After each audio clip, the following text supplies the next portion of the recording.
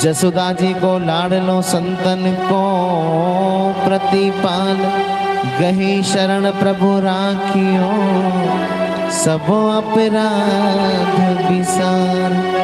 जाहि देख चाहत नहीं कछु देखन मन मोर, सदा मेरे हृदय बसो नटवर नंद किशोर।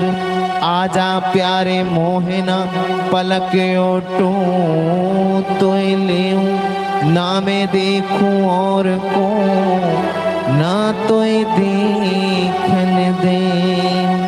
मनमोहन अखिया तेरी नौका की आकार, जो जन इनमें फंस गयो सोई है गयो भव से पार।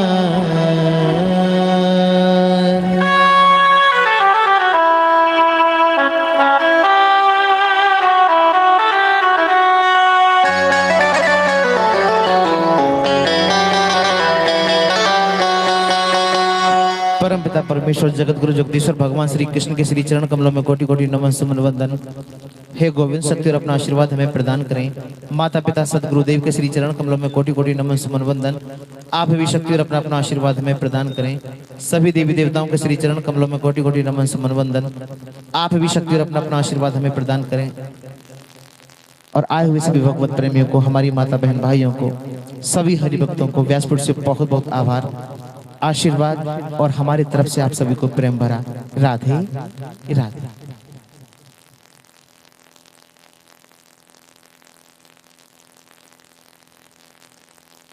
तो आइए आज के भाव में प्रवेश करें। उससे पहले कुछ क्षणों के लिए हरि नाम का आश्रय लेंगे। आइए मेरे साथ। करता करे ना करे सके, गुरु किए सो हो। सात द्वीप नौ खंड में गुरु से बड़ा न को। परमेश्वर से गुरु बने तुम देखो वेद पुराण। शेख फरीदायों कहे गुरुवर है भगवान। सतगुरु जिनका नाम है, घट के भीतर धाम। ऐसे दीन दयाल को मेरा बारंबार प्रणाम।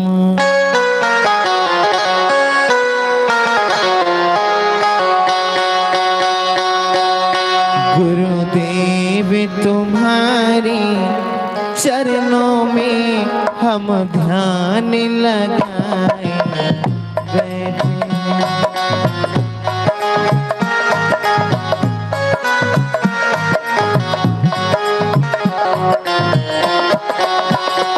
गुरुदेव तुम्हारे चरणों में हम ध्यान लगाए बैठे।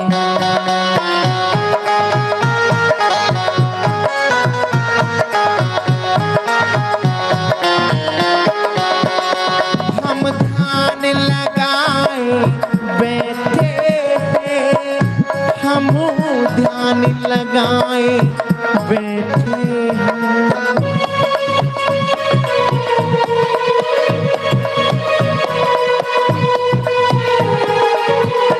हम ध्यान लगाए बैठे हैं, हम ध्यान लगाए बैठे हैं। सुनते हैं कि भगवान आते हैं, पलकों को बिछाए बैठे हैं। गुरुदेव तुम्हारे चरणों में हम ध्यान लगाए बैठे हैं। उठा लो सभी मेरी माताएं बहनें भाई, दोनों हाथ ऊपर करेंगे, बड़े वाले हाथ। हरि बोल।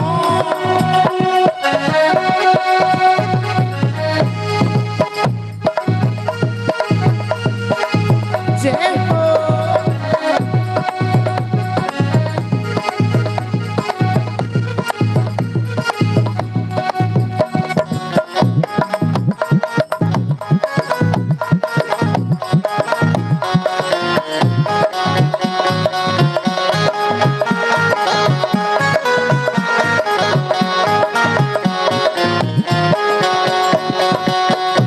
जिस दिन से तुम्हारा मिलन हुआ, उस रोज को किस्मतें जागी उठी।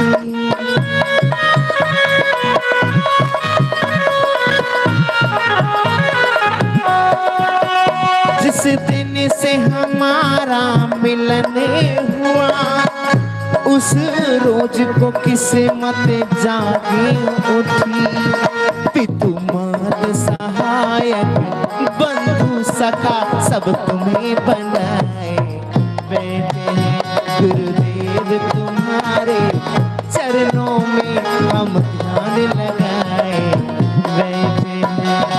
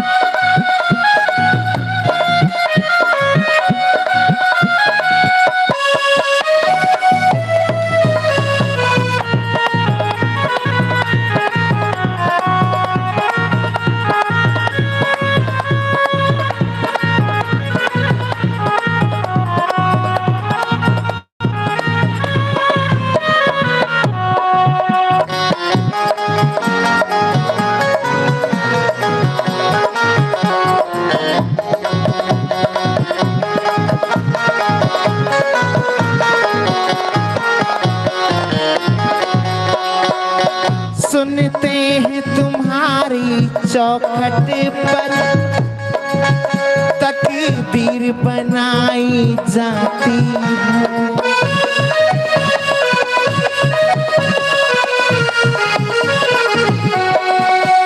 सुनते हैं तुम्हारी चौखट पर तकदीर बनाई जाती है।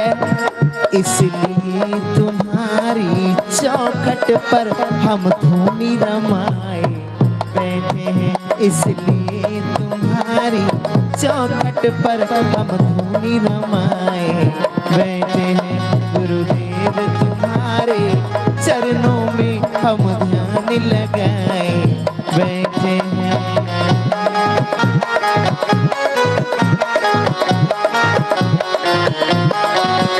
हम ध्यान लगाए बैठे हैं, हम ध्यान लगाए बैठे हैं।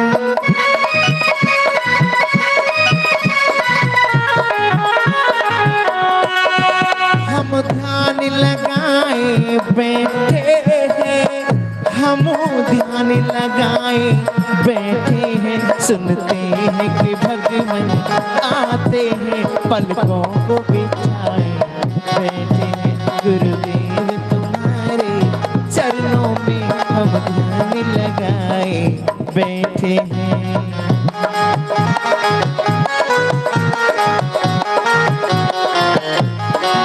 अब सभी हमारी माताएं बहनें भाई सभी भगवत प्रेमी गोविंद का स्मरण करते हुए चलेंगे। सभी को कहना है गोविंद चले आओ, गोपाल चले आओ। बोलो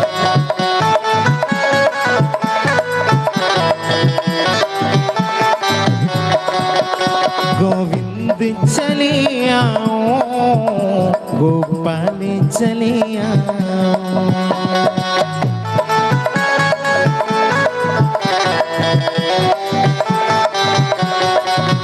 गोविंद चले आओ, गोपाल चले आओ, गोविंद चले आओ, गोपाल चले आओ। हे मुरलीधर माधव, हे मुरलीधर माधव, नंदलाल चले आओ। हे मुरलीधर माधव, नंदलाल चले आओ।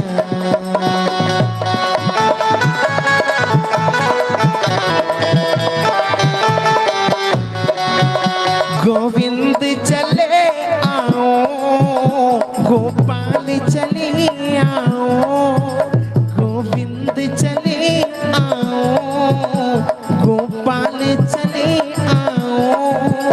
हे मुरलीधर माधव, हे मुरलीधर माधव, रसराज चले आओ।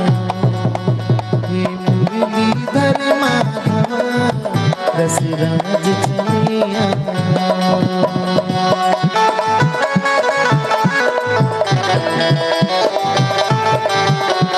अब सभी अंत में दोनों हाथ ऊपर करेंगे, समर्पण भाव लाएंगे। अंत में अपने आप को प्रभु के श्री चरण कमलों में सरेंडर कर देना है और यही कहना है, गोविंद चले आओ, गोपाल चले आओ, गोविंद चले आओ, गोपाल चले आओ। बोलो, गोविंद चले आओ, गोपाल चले आओ, गोविंद चले आओ, हे गोपाल चले आओ। हे मुरलीधर माधवा, नंदलाल चले आओ।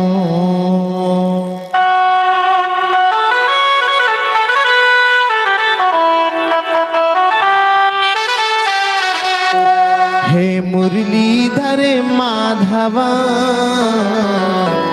रसराज चले आओ।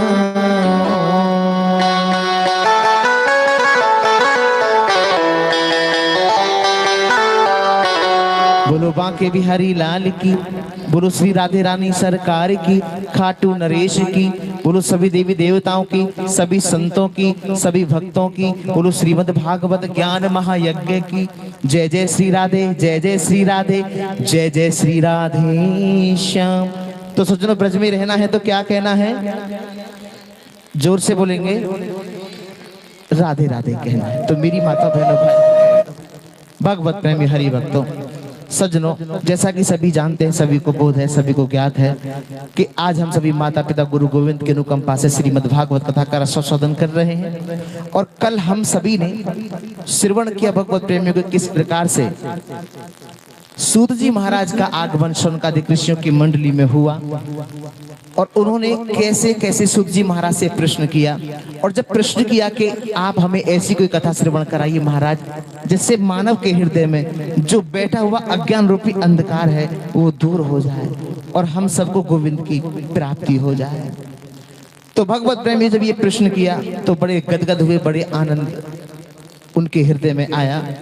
तो भगवत प्रेमी की जैसा कि कल आप सभी ने यही श्रवण किया कि हम संतों के पास जाएं, ब्राह्मणों के पास जाएं, हम यही प्रश्न करें कि प्रभु कृपा करके आप हमें ये बतलाइए कि प्रभु कि गोविंद की प्राप्ति कैसे हो, हमारा कल्याण कैसे हो, कृपा करके आप हमें ऐसा कोई साधन बतला दीजिए।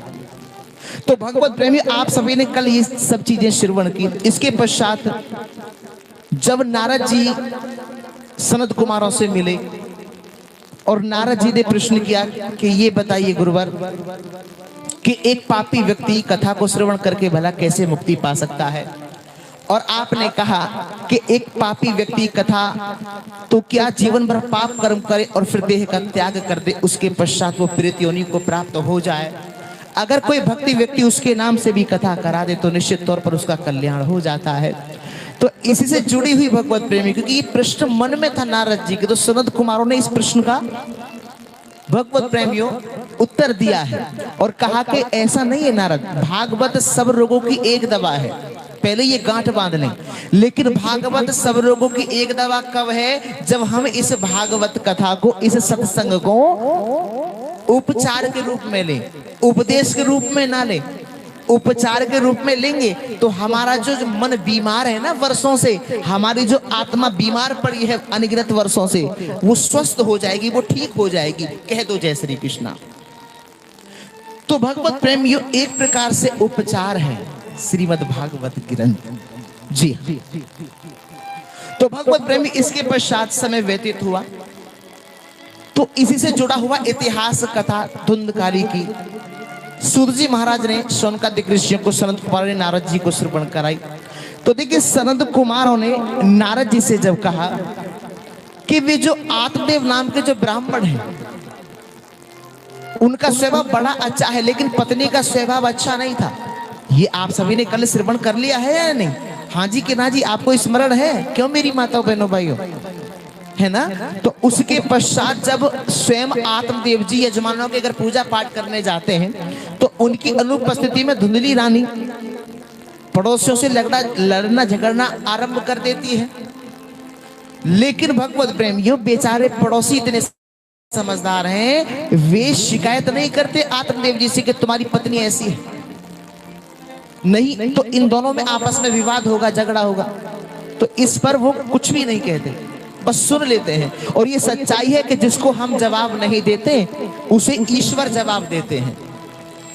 तो कई बार ऐसे पड़ोसी आपको भी मिल जाते होंगे जिनका मन सिर्फ ये बना रहता है कि कैसे हमारा झगड़ा हो, कैसी लड़ाई हो, कैसे ही हम इनसे विवाद करें। लेकिन आप यहाँ एक बात ध्यान रखना कि मौन हो जाइए। संत ओशो जी एक बात कहते हैं कि जहां बहस हो, जहां विवाद हो, जहां झगड़ा हो, वहां सबसे अच्छा साधन है मौन हो जाइए। क्योंकि मौन रहने से झगड़ा नहीं होता और परिश्रम करने से गरीबी नहीं रहती। सबसे अच्छा साधन है मौन हो जाइए। कभी पति को क्रोध आया तो पत्नी मौन हो जाए, पत्नी को क्रोध आया तो पति मौन हो जाए। मौन हो जाइए। ऐसा नहीं है कि कोई अगर आपसे कुछ कह गया तो वो बड़ा हो गया। हमेशा ध्यान रखना, नोट कर लीजिएगा इस पॉइंट को, गाली देने वाला बड़ा नहीं है, गालियां सुनने वाला बड़ा है। समझ में आ रहा है या नहीं? क्रोध करने वाला बड़ा नहीं है, क्रोध सहने वाला बड़ा है। क्रोध सहने वाला बड़ा है। इसीलिए भगवत प्रेमियों कभी भी इन बातों को हृदय में मत बिठा लेना। कह दो जय श्री कृष्णा। एक ही बात कह के छोड़ देना कि प्रभु जी जाने, बिहारी जी जाने, क्योंकि जिसको हम जवाब नहीं देते उसको निश्चित तौर पर मेरा गोविंद जवाब देता है, जवाब देता है। जी हाँ, इसीलिए भगवत प्रेमियों धुंधली की भावना श्रेष्ठ नहीं। आत्मदेव जी घर के आंगन में बैठे, पड़ोसियों का आवागमन आरंभ हुआ। कल कथा यहां विश्राम हुई थी। इससे आगे है, आत्मदेव जी घर के आंगन में बैठे हैं, पड़ोसियों का आवागमन प्रारंभ हुआ। एक पड़ोसी ने आकर के कहा कि अरे पंडित जी, ये तुलसी का विरवा हम काफी दिनों से देख रहे हैं, ये सूख क्यों जाता है? बेचारे पंडित जी महाराज कहने लगे आत्मदेव जी कि भैया क्या बताऊं, मैं जल तो रोज देता हूं, जल तो रोज देता हूं, लेकिन यहां मैं एक बात कहना चाहूंगा कि सबके घर में तुलसी का बिरवा हो लेकिन जल रोज नहीं देना चाहिए। समझ में आ रहा है या नहीं? रविवार के दिन और एकादशी के दिन कभी भी भूल करके तुलसी देवी को जल ना दें। अब क्यों ना दें ये भी तो समझना आवश्यक है। ये तो कह दिया जल ना दे, क्यों ना दे महाराज? कारण तो बताइए। क्योंकि रविवार के दिन और एकादशी के दिन तुलसी महारानी निर्जला व्रत रखती है विष्णु भगवान जी के लिए। कह दो जय श्री कृष्णा। ठीक है, अगर हम उनको जल दे देते हैं एकादशी और रविवार के दिन तो उनका व्रत टूट जाता है। ठीक है, तो हम पुण्य की जगह पाप कमा बैठते हैं। समझ में आ रहा है ना? इसीलिए इन दोनों दिन आप बहुत ध्यान रखें, भूल के भी रविवार के दिन एकादशी के दिन उनको जल समर्पित ना करें। तो भगवत प्रेमियों पंडित जी कहने लगे कि भैया मैं जल तो रोज देता हूं, अब पता न चौं सूख जाए। दूसरा पड़ोसी कहने लगो कि पंडित जी ये गाय भी हम काफी दिनों से देख रहे हैं, इसने भी कोई बछड़ा बछिया नहीं दिया, ये भी बांझ हो गई। आत्मदेव जी कहने लगे भैया क्या बताऊं, मैं सेवा तो रोज करता हूं, अब पतो ना जन चौना दियो। तो सगरे पड़ोसी मिलकर के कहने लगे कि पंडित जी सुनो, आपके देवता रुष्ट हैं, आपके देवता रुष्ट हैं, पितर खुश नहीं हैं। क्यों? क्योंकि तुम्हारे घर में कोई पुत्र नहीं है। अब भगवत प्रेमी आप जरा सोचिए, कहा कि तुम्हारे घर में कोई पुत्र नहीं है। अच्छा, ऐसे पड़ोसी अगर आपको भी मिल जाए ना तो जड़ से उखाड़ के ही माने। ऐसा नहीं है कि अगर घर में पुत्र नहीं है तो देवता नाराज हो जाएंगे, ऐसा नहीं है कि अगर घर में बेटा नहीं है, संतान नहीं है तो पितर खुश नहीं होंगे, ऐसा नहीं है बंधुओं। लेकिन ऐसे पड़ोसी जब व्यक्ति को मिल जाए तो जड़ से उखाड़ के माने साहब। अब तो आत्मदेव जी के मन में ये बात बैठ गई और मन में संकल्प ले लिया कि अब मेरे जीने से कोई फायदा नहीं है, कोई फायदा नहीं, मैं जीना नहीं चाहता। घर से निकल गए और निकल के सज्जनों एक वृक्ष के नीचे बैठ करके रुदन कर रहे हैं, विलाप कर रहे हैं।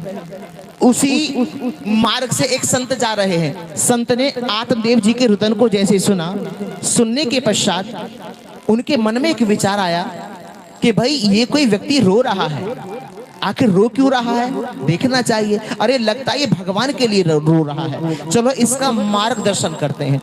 अब देखिए संत के हृदय में दया आ गई और वे दया के कारणवश संत आत्मदेव जी के पास आए और पूछने लगे भैया क्यों रो रहे हो, क्या बात है, कुछ परेशानी है? तो आत्मदेव जी ने सारा हाल बताया और कहा कि महाराज क्या बताऊं, मैंने अपने घर में एक तुलसी का बिरवा लगाया, रोज जल देता हूं, सूख जाता है। एक गाय ले आया कि इसके कोई बछड़ा बछिया होगी तो उसमें मेरा मन लग जाएगा, लेकिन वो भी बांझ हो गई, वो भी बांझ हो गई। और सब्जी लेके आता हूं मैं बाजार से तो सब्जी घर आते आते रास्ते में सूख जाती है, क्योंकि मेरे घर में कोई पुत्र नहीं है, इसीलिए मैं रो रहा हूं, मैं जीना नहीं चाहता महाराज। अब इतनी बात जैसे ही संत से आत्मदेव जी ने कही तो संत मुस्कुराए और कहने लगे वाह, हम तो सोच रहे थे कि तुम भगवान के लिए रोते होगे, लेकिन तुम तो संसार के लिए रो रहे हो। अरे भाई एक बात बताओ, संसार के लिए रोना भी कोई रोना है क्या है? राजा सगर के 60,000 पुत्र थे। कितने पुत्र थे? राजा सगर के 60,000 पुत्र थे और सुख नहीं मिला, सुख नहीं मिला। तो ये बताओ तुम्हें कैसे सुख मिलता? अरे तुम ऐसे ही ठीक हो, तुम्हारे घर में अगर पुत्र पैदा हो जाता तो समझ लेते भगवान की कृपा हो गई, और अगर तुम्हारे घर में पुत्र नहीं है तो समझो भगवान की बड़ी कृपा हो गई। अब इतनी बात जैसी कही तो आत्मदेव जी बोले बस करो, बस करो महात्मा, बस करो, ये अपना ज्ञान आप अपने पास रखो। आप क्या जाने बच्चों का सुख, आप क्या जाने महात्मा लोग बच्चों का सुख है? अरे बच्चे जब पापा पापा कहते हैं ना तो कान में रसगुल्ला सा घुल जाता है, आप क्या जाने। संत ने कहा तुम मानोगे नहीं, तुम नहीं समझोगे, तुम नहीं समझोगे। अरे मैंने तुम्हारे मस्तिष्क की रेखा को पढ़ लिया है, तुम्हारे इस जन्म तो क्या 7 जन्म तक भी कोई संतान नहीं है, कोई पुत्र नहीं है।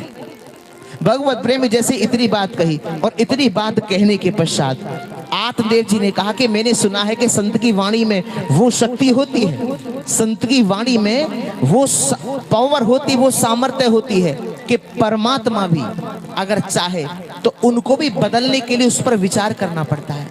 आप चाहे तो मेरी जन्म कुंडली भी बदल सकते हो। संत ने समझाया कि मानो तुम ऐसे ही ठीक हो, मान जाओ, और मैंने तुम्हारे मस्तिष्क की रेखा को पढ़ लिया है, नैवचय नैवचय नहीं है। भगवत प्रेमियों आत्मदेव कहने लगे महात्मन अगर मुझे पुत्र वरदान नहीं मिलेगा, अगर मुझे पुत्र वरदान नहीं मिलेगा तो मैं यही सर पटक पटक के मर जाऊंगा। अब तो भगवत प्रेमियों संत सोचने लगे बताओ ये व्यक्ति एक पुत्र के लिए इतनी बड़ी देह को त्यागने के लिए तैयार है, वो देह, वो मानव जीवन जो देवताओं को भी दुर्लभ रहा है। भगवत प्रेमियों ऐसे ही ज्ञान के अभाव के कारणवश कितने लोग इस मानव तन को यूं ही गवा देते हैं, कई बार देखने में आया है कि पति पत्नी में जरा सी नोक झोंक भई तो कभी तो पतिदेव पंखा से लटक गए, कभी पत्नी रानी लटक गई। अच्छा ये बताइए नुकसान किसका हुआ? किसका नुकसान हुआ? अरे हम किसी के लिए अपनी देह का त्याग क्यों करें? क्यों मैया बहनों भाइयों क्यों करें? अरे ये मानव तन देवताओं को भी दुर्लभ रहा है। बड़े भाग मानुष तन पावा है। अरे किसी पति के लिए जो सिर्फ तन का पति है, उस पत्नी के लिए जो केवल तन की पत्नी है, उसके लिए हम अपने देह का त्याग करें? ना ना बाबा ना, वो पत्नी मेरे साथ नहीं आई, वो पति मेरे साथ नहीं आया। कल भी निवेदन किया था कि हमारा आपका जो सच्चा पति है वो केवल कृष्ण है। बोलो कृष्ण भगवान की। आप इसका अर्थ गलत मत समझ लेना कि महाराज जी ने ये बोला अब ऐसे करो तुम अपने आप रसोई बनाओ, ऐसा मत करियो। ना ना ना, सारी जिम्मेदारियां निभानी है, सारे रिश्ते संबंध निभाने हैं, लेकिन लिप्त मत हो जाना। इस संसार को अपना घर मत समझ बैठना भूल करके भी। सही है, ये संसार आपका घर नहीं है, ये कारागृह जेल है और हम और आप सब इसके कैदी हैं और अपने अपने कर्मों की सजा भोग रहे हैं।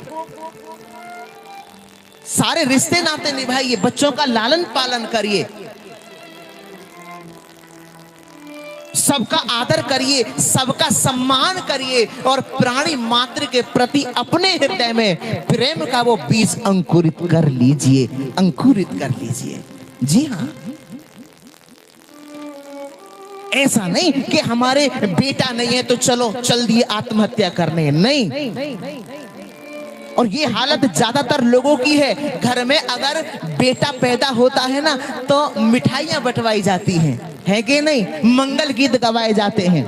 अरे सुनती हो ओ अंजू की मम्मी, अरे उर्मिला के छोरा भयो छोरा, गीतन को बुलाया है ने के घर को आइयो। अगर घर में छोरी पैदा है जाए तो मातम सो छा जाए। क्यों बेटियां क्या ऐसे ही आ जाती हैं? जवाब दीजिए, हैं? क्यों मेरी मैया बहनों भाइयों? ध्यान रखना, 100 भाग्य होते हैं। कितने भाग्य होते हैं? जोर से बोलिए। माना 100 भाग्य हैं, 100 में से जब एक भाग्य उदय होता है, केवल एक, ओनली वन, तो घर में एक बेटे का जन्म हो जाता है। सही है? और जब 100 के 100 भाग्य उदय होते हैं तब कहीं जाके घर में एक कन्या का जन्म होता है, एक कन्या का जन्म होता है। घर में बेटे का जन्म हो जाए ये बड़ी बात नहीं है, घर में बेटी का जन्म हो जाए ये बड़ी बात है साहब, बड़ी बात है। और इतना ही नहीं, बेटे जब तक ही बेटे हैं जब तक ब्याहे नहीं जाते। सब बेटे एक जैसे नहीं होते, लेकिन ये पक्की बात है पुत्र कुपुत्र हो सकता है, पुत्र कुपुत्र हो सकता है, लेकिन पुत्री कभी भी कुपुत्री नहीं हो सकती। ससुराल भी चली जाएगी ना तो रोज फोन करेगी, मम्मी तुम कैसी हो, पापा कैसे हैं, कोई परेशानी तो नहीं है? हाँ जी के ना जी। और कितने बेटे ऐसे हैं घर पे रहते हुए माँ से नहीं पूछते माँ तुम्हारी तबीयत कैसी है। पिताजी भोजन के अभाव में मर रहे हैं और बेटे मनाली घूम रहे हैं। जब छोरा पैदा भयो ना बड़ी खुशी भई, लड़ुआ बटवाए लड़ुआ। हमारे यहाँ है ना लड्डू को लड़वाई के हैं। इसीलिए मेरा निवेदन है बेटे जब तक ही बेटे हैं जब तक ब्याहे नहीं जाते, और बेटियां तब तक बेटी हैं जब तक प्राण निकल नहीं जाते, निकल नहीं जाते। जी हाँ, जब बेटी गर्भ में होती है ना, कई बार लोग भ्रूण हत्या करते हैं जो कि अपराध है, तो भगवत प्रेम जब उसे मरवाने का विचार किया जाता है, ठीक है, कि इसको निकलवा देते हैं। मेरा निवेदन है कभी भी ऐसा अपराध मत कर बैठना, जीवन में भगवान कभी क्षमा नहीं करेंगे, कभी नहीं। वो बेटी क्या कहती है उस वक्त सुनिएगा। आहा, माना कठिन डगर है मेरी,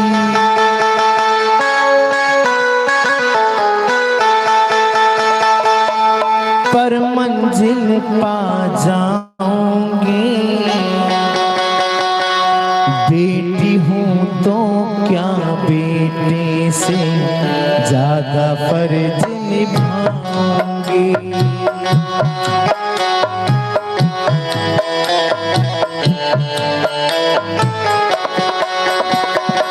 माना कठिन डगर है मेरी, माना कठिन डगर है मेरी, पर मंजिल पा जाऊंगे।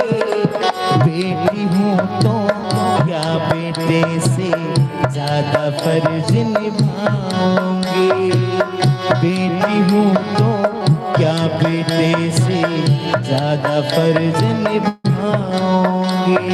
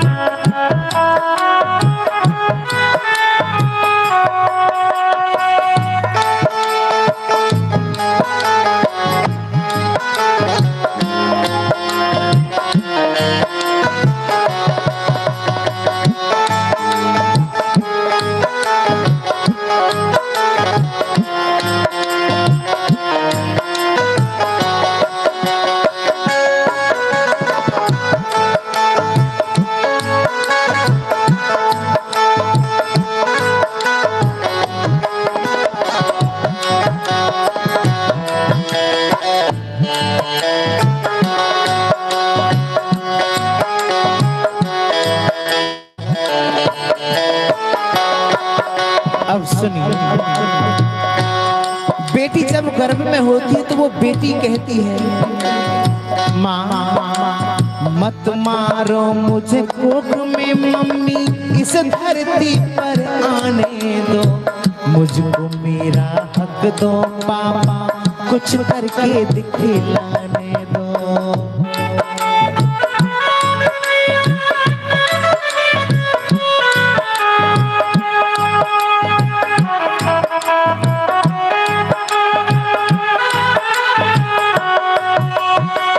मत मारो मुझे कोख में मम्मी, इस धरती पर आने दो, मुझको मेरा हक दो पापा, कुछ करके दिखलाने दो।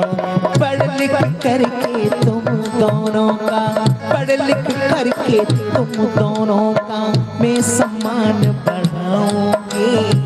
बेटी हूँ तो क्या बेटे से ज्यादा फर्ज निभाऊंगी। बेटी हूँ तो क्या बेटे से ज्यादा फर्ज निभाऊंगी।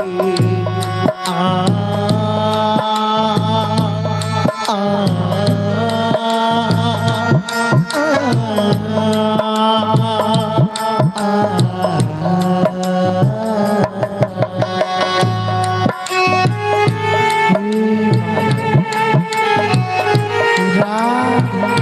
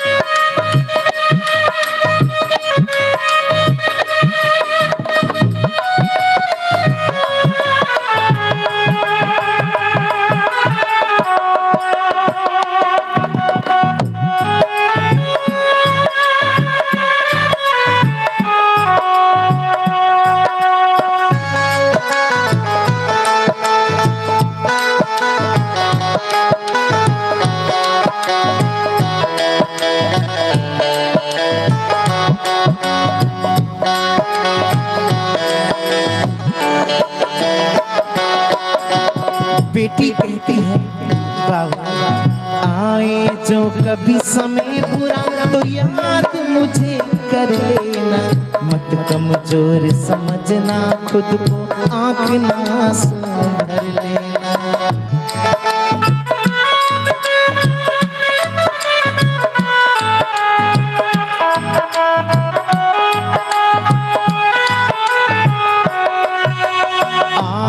जो कभी समय बुरा तो याद मुझे कर लेना, मत कमजोर समझना खुद को, आंख ना सुधर लेना।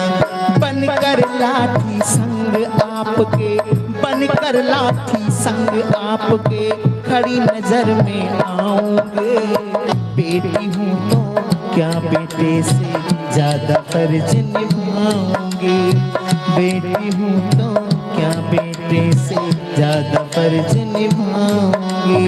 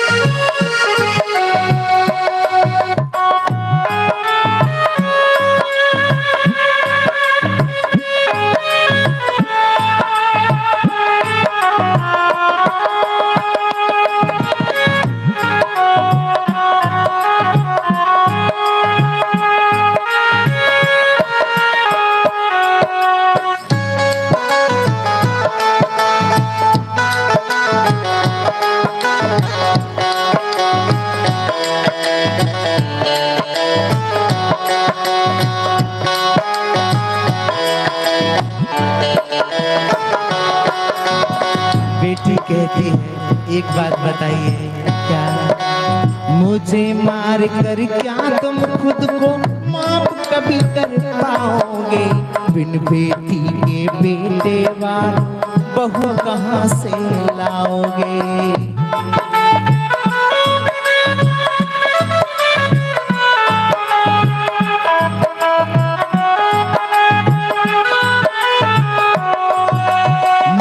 मार कर क्या तुम खुद को माफ कभी कर पाओगे।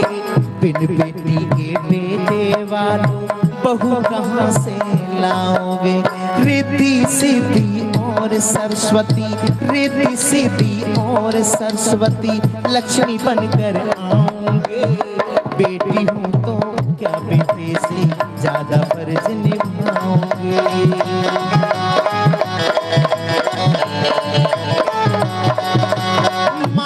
कठिन डगर है मेरी, माना कठिन डगर है मेरी, पर मंजिल पा जाऊंगे। बेटी हूँ तो क्या बेटे से ज्यादा फर्ज निभाऊंगे। बेटी हूँ तो क्या बेटे से ज्यादा फर्ज निभाऊंगे। माना कठिन डगर है मेरी, माना कठिन डगर है मेरी, पर मंजिल पा जाऊंगे। बेटी हूँ तो क्या बेटे से ज्यादा फर्ज निभाऊंगे। बेटी हूँ तो क्या बेटे से ज्यादा फर्ज निभाऊंगी।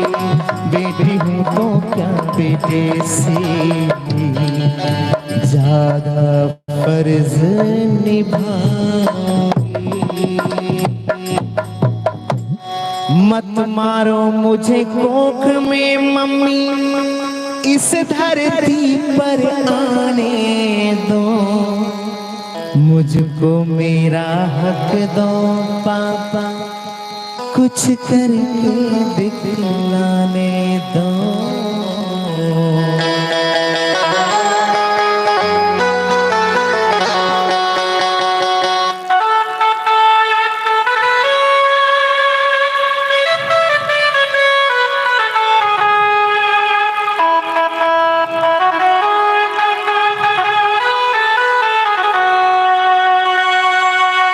मत मारो मुझे कोख में मम्मी, इस धरती पर आने दो, मुझको मेरा हक दो पापा, कुछ करके दिखलाने दो, पढ़ लिख करके तुम दोनों का मैं सम्मान बढ़ाऊंगी। अरे बेटी हूँ तो क्या बेटे से ज्यादा फर्ज निभाऊंगी।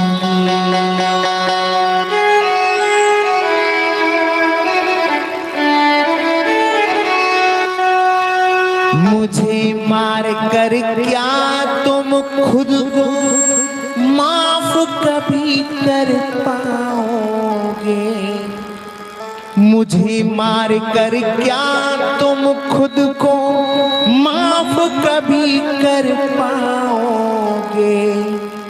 बिन बेटी के बेटे वालों बहू कहाँ से लाओगे, बिन बेटी के बेटे वालों बहू कहाँ से लाओगे। रिद्धि सिद्धि और सरस्वती, क्योंकि बेटियां लक्ष्मी होती हैं साहब, रिद्धि सिद्धि और सरस्वती लक्ष्मी बन कर आऊंगी। बेटी हूँ तो क्या बेटे से ज्यादा फर्ज निभाऊंगी।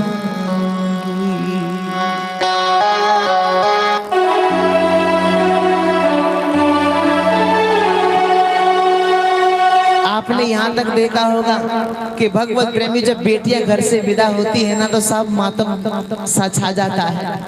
आपने विचार किया होगा, देखा होगा। और ध्यान रखना, मेरा निवेदन है, जितना आदर सम्मान हम बेटों को देते हैं, हमने कई जगह देखा है कि बेटों के जन्मदिन हर वर्ष मनाते हैं लेकिन बेटी का जन्मदिन नहीं मनाते। ऐसा क्यों? इसका मतलब यह है कि हम बेटा और बेटी में फर्क समझते हैं, अंतर समझते हैं, जबकि ऐसा नहीं होना चाहिए साहब। और यहाँ तक कहा है संतों ने, सदगुरुदेव बार बार समझाते हैं, कहते हैं कि जो बेटी पिता के साथ बैठ के भोजन करती है तो पिता के कष्टों को बेटी हर लेती है साहब। प्रत्येक पिता को, भाई को, बहन के पिता को बेटी के चरण स्पर्श करके घर से जाना चाहिए। जब घर से जाएं तो पहले बेटी के, बहन के चरण स्पर्श करें, उनसे आशीर्वाद प्राप्त करें। और ध्यान रखना, आपने एक चीज और देखी होगी कि जब तक बेटी घर में है तो पिता के पास कोई कमी नहीं रहती, और जब बेटी घर से विदा हो जाती है ना साहब तो पिता एक एक पैसे को तरस जाता है। क्यों होता है ऐसा? क्योंकि बेटी लक्ष्मी है और लक्ष्मी घर से विदा हो गई है साहब। इसके लिए हम क्या उपाय करें? जो हमारे घर में बेटी के विदा हो जाने पर कोई भी आर्थिक समस्या ना आए, उसके लिए उपाय करिए। जब बेटी का रिश्ता पक्का हो जाए तो बेटी को 2 चांदी की पायल बनवा के पहनवा दीजिए, जब रिश्ता पक्का हो जाए। और जब बेटी घर से विदा हो तो उस समय एक पायल आप ले लें और एक पायल उसे दे दें, क्योंकि ससुराल तो वहां के आभूषण पहन के जाएगी। तो ना तो आपके घर में कभी कोई आर्थिक समस्या आएगी, ना उस घर में, जिस घर में आपकी बेटी जा रही है उस घर में भी नहीं आएगी। इसीलिए मैं पुनः आपसे निवेदन करूं, बिकॉज आई रिक्वेस्ट यू, पुत्र और पुत्री में कभी अंतर मत समझना। कह दो बांके बिहारी लाल की। तो ब्रज में रहना है तो क्या कहना है? जैसे आज आत्मदेव जी पुत्र ना होने के कारण बस आत्महत्या करने को निकल गए। संत ने बहुत समझाया और भगवत प्रेम यो अंत में आत्मदेव जी ने जब कहा कि अगर मुझे पुत्र वरदान नहीं मिलेगा तो महाराज मैं यही सर पटक पटक के मर जाऊंगा। अब संत को दया आ गई, क्योंकि संतों का हृदय बड़ा कोमल होता है, माखन ताप से पिघलता है, लेकिन संतों का हृदय सामने वाले के दुख को देख के पिघल जाता है। परीक्षित महाराज जी, संतों का हृदय बड़ा कोमल होता है, माखन तो देखो ताप से पिघलता है, लेकिन संतों का जो हृदय है वो सामने वाले के दुख को देख के पिघल जाता है। कबीर बाबा कहते हैं ना कि आग लगी आकाश में और झरझर पड़े फुहार, और संत ना होते जगत में तो जल मरता संसार। इसीलिए और संत सदैव परोपकार करते हैं, अपने लिए नहीं जीते। परोपकाराय फलन्ति वृक्षाः, परोपकारा वहन्ति नद्याः, परोपकारा दुहन्ति गावः, परोपकारार्थम इदं शरीरम। परोपकाराय फलन्ति वृक्षाः, इसका मतलब है कि परोपकार के लिए ही वृक्ष फल देते हैं। कभी वृक्ष अपना फल खाते हैं? कभी खाया हो किसी वृक्ष ने? कभी खाते हैं? किसको देते हैं? हमारे लिए देते हैं, परोपकार करते हैं।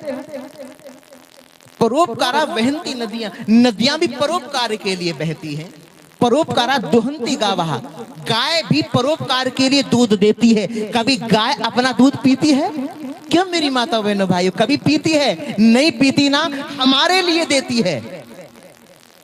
परोपकार्थम इदं शरीरम, ये जो शरीर प्रभु की अनुकंपा से हमें और आपको जो मिला है, ये भी परोपकार के लिए ही मिला है, परोपकार के लिए ही मिला है। किसी के काम जो आए उसे इंसान कहते हैं, किसी के काम जो आए उसे इंसान कहते हैं, और पराया दर्द जो अपनाए उसे महा इंसान कहते हैं। इसीलिए भगवत प्रेमियों, कई बार देखने में यहां तक आया है कि साहब पूछते हैं, क्या प्रश्न करते हैं कि जी ये बताइए आप अपनी बेटी के विवाह में कितना पैसा लगाओगे? मेरा निवेदन है आप सभी माता बहन भाइयों से, गांठ बांध लेना और डायरी पेन हो तो नोट कर लेना, हो सके तो डायरी पेन कल से लाना शुरू कर दो। ये व्यासपीठ है, हमें मालूम नहीं है कि हम क्या बोल रहे हैं, हम रियल आपको बता दें। हम कोई ज्ञानी नहीं है, हम कोई विद्वान नहीं है, हमसे बड़ा अज्ञानी, हमसे बड़ा महापापी संसार में कोई नहीं होगा, और हमसे बड़ा छोटा, सबसे छोटा अगर पूरे वर्ल्ड में कोई जीव है तो ये दास है जो आपके सामने बैठा है। कह दो जय श्री कृष्णा। मुझे कोई ज्ञान नहीं है, अनपढ़ गवार आदमी हूं, अंगूठा टेक हूं मैं, बोलो बांके बिहारी लाल की। यही मेरा इंट्रोडक्शन है, यही मेरा परिचय है। कह दो जय श्री कृष्णा। इसीलिए व्यासपीठ से क्या बोलना है, क्या बोल रहे हैं, ये बिहारी जी जाने, इनका जाने काम, गुरु गोविंद जाने, इस दास को कुछ मालूम नहीं है। कह दो जय श्री कृष्णा। तो हम कहना ये चाह रहे हैं कि जिस घर में आपसे ये पूछा जाए कि आप अपनी बेटी के विवाह में कितना पैसा लगाओगे, भूल के भी उस घर में शादी मत कर देना। भूल के भी उस घर में अपनी बेटी का विवाह मत कर देना। वे लोग दहेज के लोभी, वो आपकी बेटी से नहीं, केवल पैसे से प्यार करते हैं, पैसे से प्यार करते हैं। एक बात बताइए, आपने कई जगह लिखा देखा ना दुल्हन ही दहेज है, देखा या नहीं? किस ने देखा है दुल्हन ही दहेज है, दुल्हन ही दहेज है लिखा होता है? हाथ ऊपर करो जरा, कौन कौन जानते हैं? Very good. तो ये बताइए, जब दुल्हन ही दहेज है तो फिर हम दहेज क्यों मांगते हैं? ये प्रश्न खड़ा है। क्यों बाबूजी, आप बताइए प्रभु, हम दहेज क्यों मांगते हैं? क्यों बहन जी, क्या दुल्हन दहेज नहीं है? जवाब दीजिए हाँ के ना।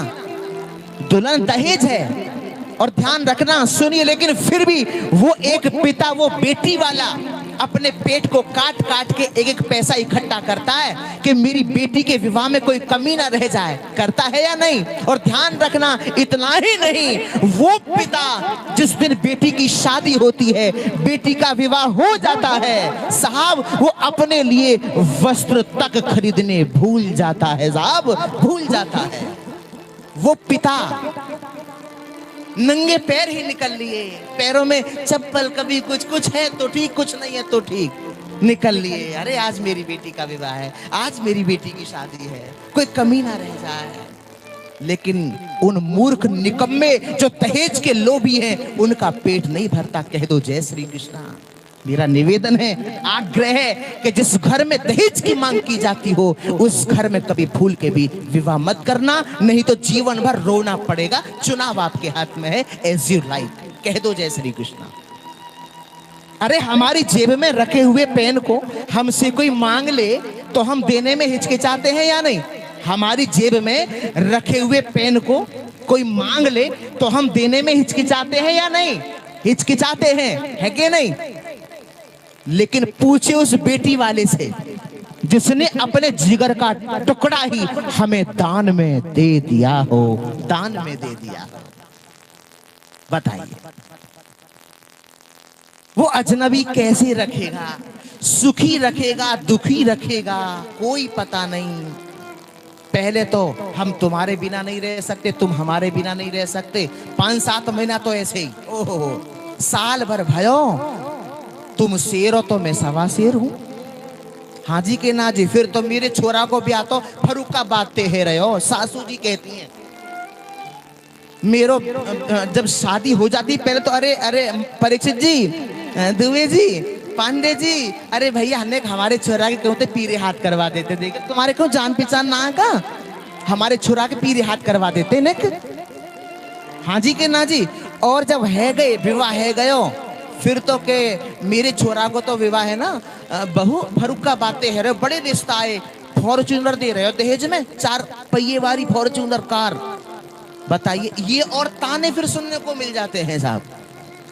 ऐसा कभी नहीं कहना चाहिए, मेरा निवेदन है, ठीक है। तो ब्रज में रहना है तो क्या कहना है, जोर से बोले।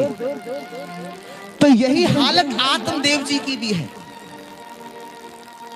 लेकिन भगवत प्रेमियों, आज एक पुत्र ना होने के कारण आत्महत्या करने चल दिए। संत के हृदय में दया आ गई, संत ने कह दिया सुनिए चिंता ना करो, मैं तुम्हें एक फल प्रसाद देता हूं, तुम उस फल प्रसाद को अपनी तन की पत्नी को खिला देना, तुम्हारे दिव्य संतान पैदा होगी। और सारे नियम बता दिए। हाँ, अब तो आत्मदेव जी की झोली में फल प्रसाद डाल दिया संत ने।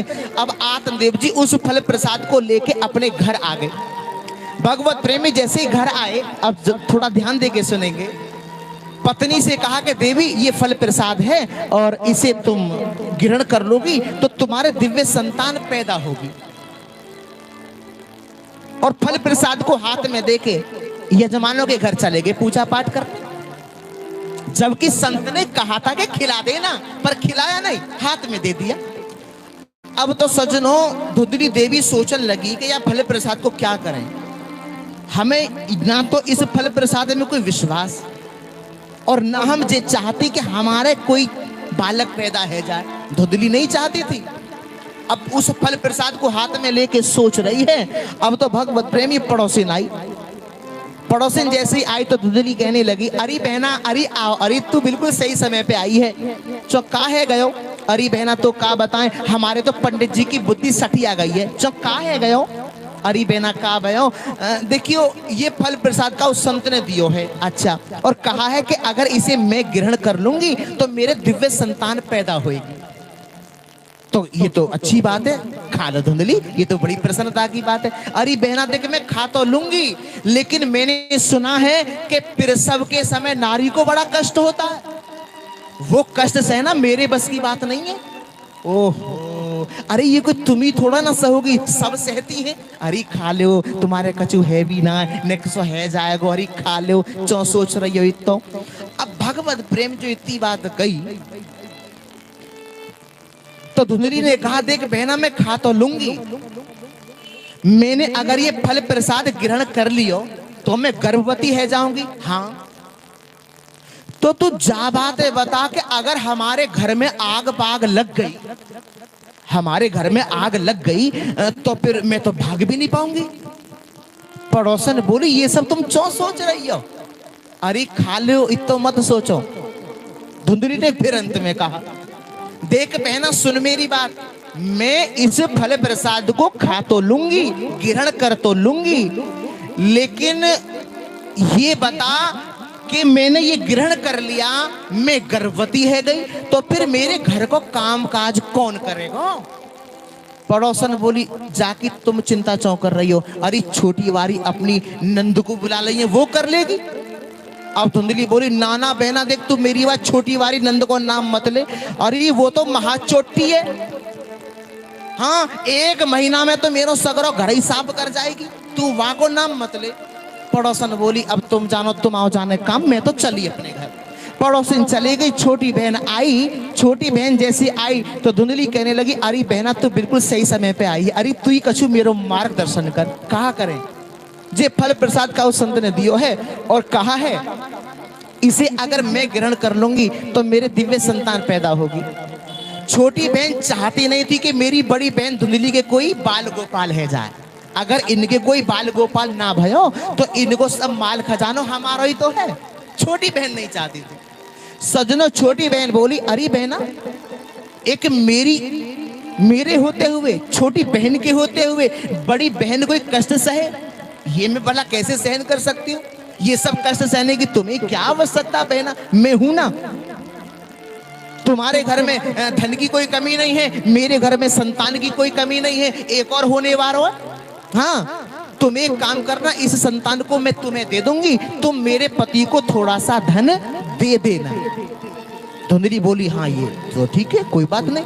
या फल प्रसाद को क्या करें? बोले यार गाय को खिला दो। ठीक है। अंत में छोटी बहन ने एक बात और कही, कहा कि बहना तुम एक काम और करना, तुम थोड़ा गर्भवती होने का नाटक जरूर कर लेना। बोले ठीक है, यहाँ में तो हम बहुत आगे हैं। अब तो सज्जनों समय व्यतीत हुआ, वो फल प्रसाद गाय को खिला दिया। अब समय जब व्यतीत हुआ, भगवत प्रेमियों, पति देव से तो कह दिया कि मैंने फल ग्रहण कर लिया। एक दिन की बात, छोटी बहन ने एक पुत्र को जन्म दिया। आत्मदेव जी घर पर थे नहीं, उनकी अनुपस्थिति में छोटी वाली बहन के पति ने उस बच्चे को लाके धुंधली को दे दिया और धुंधली ने उसके पति को धन दे दिया। अब भगवत प्रेमी चली गई। इसके बाद आत्मदेव जी घर आए, पतो चली लाला भयो, ओहो, खुशी को ठिकाना ना रहे हो साहब, बड़ी प्रसन्नता है। अब तो भगवत प्रेमी गौशाला में जैसे ही जाकर के देखा तो देखिए गौशाला में इस बच्चे के आने के 3 महीने बाद गाय ने भी एक बच्चे को जन्म दिया। और कमाल देखिए, कैसा बच्चा है गाय का, पूरा शरीर मानव का है लेकिन कान गाय के से हैं। हाँ, अब तो भगवत प्रेमियों आत्मदेव जी को बड़ी प्रसन्नता भाई, कहने लगे वाह धन्य है प्रभु, हे महात्मन, हे महापुरुष, हे गुरुवर, आपके अनुकंपा से मेरे घर में आज एक नहीं 2-2 बालक है, 2-2 बालक हैं। कहाँ तो एक भी बालक नहीं था, अब देखिए 2-2 बालक हो गए, लड़ुआ बंटवाए गए, मिठाई बंटवाए गई, मंगल गीत गवाए जा रहे हैं। अब इसके पश्चात समय व्यतीत हुआ, आत्मदेव जी कहने लगे पत्नी धुंधली से, देवी एक काम करो। क्या? कि देखो आज अब हमारे घर में 2-2 बालक है, अब दोनों को नामकरण होना चाहिए। देखो देवी, ये जो बालक है मेरा तो नाम है आत्मदेव।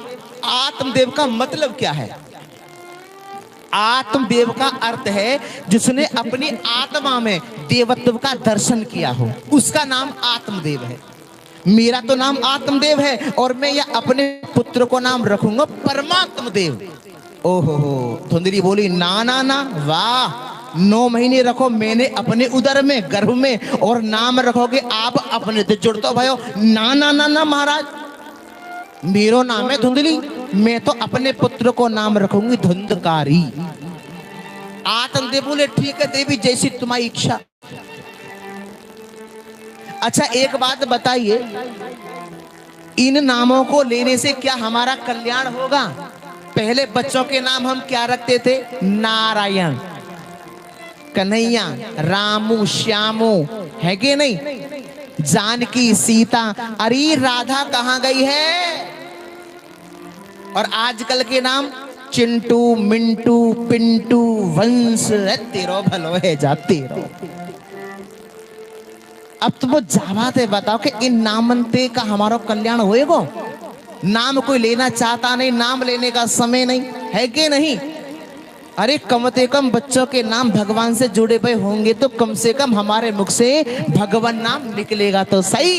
और भगवान का नाम परीक्षित जी, चाहे हम उल्टा ले लें, सीधा ले लें, प्रेम में ले लें, क्रोध में ले लें, अवश्य फलीभूत होता है, अवश्य फलीभूत होता है। अब गाय का जो बच्चा है, कान गाय कैसे होने के कारण उनका नाम गौकर्ण रखा गया। बोलो गौकर्ण महाराज की। तो भगवत प्रेमियों दोनों के नामकरण हो गए। अब देखिए धुंधकारी जो है ना, उसका स्वभाव ठीक नहीं है। धुंधकारी थोड़ा सा बड़ा हुआ भगवत प्रेमियों, तो देखिए उसने ताश पत्ते खेलने आरंभ कर दिए। ताश पत्ते खेलने लगा धुंधकारी। जब ताश पत्ते खेलने लगा उसके बाद जुआ खेलना आरंभ कर दिया। जुआ खेलना आरंभ किया, उसके बाद मांस का भक्षण, मदिरा का पान करने लगा। लेकिन ध्यान रखना, संतों ने कहा है, सदगुरु देव भी बार बार समझाते हैं कि मांस मदिरा जो सेवन करे, लंपट में समय बिताता है, और पहला नंबर वही आदमी कुंभकर्ण में आता है।